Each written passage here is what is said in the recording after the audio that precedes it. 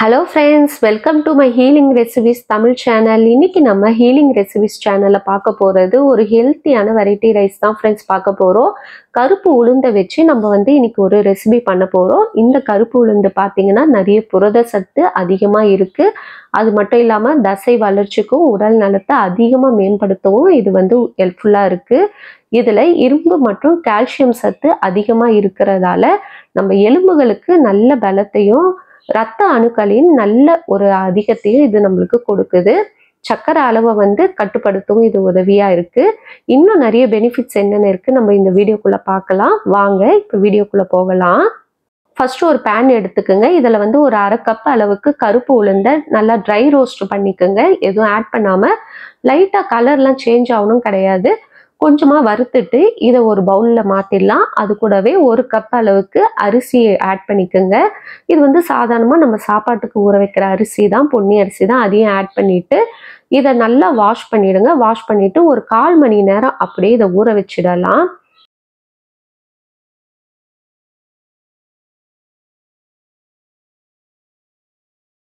இப்போ இதை ஒரு குக்கருக்கு மாத்திருங்க. குக்கர்ல மாத்திட்டு அது கூடவே 1 டீஸ்பூன் அளவுக்கு வெந்தயம் ஆட் பண்ணிக்கோங்க. 1/2 டீஸ்பூன் அளவுக்கு சீரகம், 7 பல்லு பூண்டு, கொஞ்சமா பெருங்காயத்தூளோ இல்லை பெருங்காய கட்டியை சேர்த்துக்கிட்டு தேவையான அளவு உப்பு சேர்த்து 3/2 கப்பு தண்ணி ஆட் பண்ணிக்கோங்க. 1 கப்பு அரிசி, 1/2 கப்பு உளுந்துக்கு 1/2 கப்புக்கு 3/2 கப்பு தண்ணி சேர்த்து ஒரு 4 விசில் போட்டு கேஸ் ஆஃப் பண்ணிடலாம். இந்த கருப்பு உளுந்துல பார்த்தீங்கன்னா நார்ச்சத்து அதிகமாக நிறைஞ்சு இருக்கிறதால ரொம்ப ரொம்ப ஹெல்த்துக்கு ரொம்ப பெனிஃபிட்ஸான இது. நீங்கள் கண்டிப்பாக இந்த ரெசிபியை ட்ரை பண்ணி பாருங்க. உடல் பலவீனமாக இருக்கிறவங்க, எலும்பு சத்து இல்லாதவங்களாம் இந்த ரெசிபியை ட்ரை பண்ணி பாருங்க. நல்லா தெம்பாக இருக்கிறதுக்கு இது ரொம்ப ரொம்ப யூஸ்ஃபுல்லாக இருக்கும்.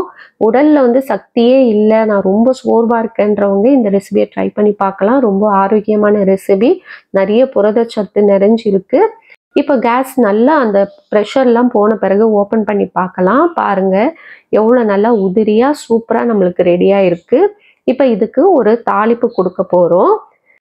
அதுக்கு ஒரு பேனில் ஒரு 1/2 டீஸ்பூன் அளவுக்கு கடுகு சேர்த்துக்குங்க. அது பொரிஞ்ச பிறகு 1/4 டீஸ்பூன் சீரகம், ஒரு 2 காஞ்ச மிளகாவும் கொஞ்சமாக கருவேப்பிலையும் சேர்த்துட்டு இதை சாப்பாட்டில் ஆட் பண்ணிடலாம்.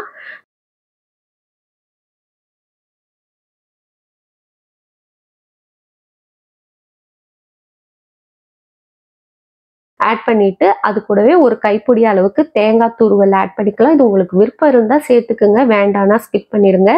இப்போ இது எல்லாத்தையும் நல்லா மிக்ஸ் பண்ணி விட்டுட்டு நல்லா சுட சுட ஒரு காரக்குழம்பு கூட இதை சர்வ் பண்ணி பாருங்க. காரக்குழம்பு இல்லை தட்டைப்பயிறு குழம்பு, கொண்டக்கடலை குழம்பு, இது கூடலாம் வச்சு சாப்பிட்டு பாருங்க. அவ்வளோ ஒரு அருமையாக இருக்கும். ரொம்ப வெயிட் லாஸுக்கு இது ரொம்ப ஹெல்ப்ஃபுல்லான ஒரு ரெசிபி இது. அது மட்டும் இல்லாமல் இதய ஆரோக்கியத்திற்கும் இது ரொம்ப அதிகமாக பயன்படுது. இது இது ஹார்ட்ல இருக்க கொழுப்பெல்லாம் கரைக்கிறதுக்கும் இது ரொம்ப ஹெல்ப்ஃபுல்லா இருக்கு.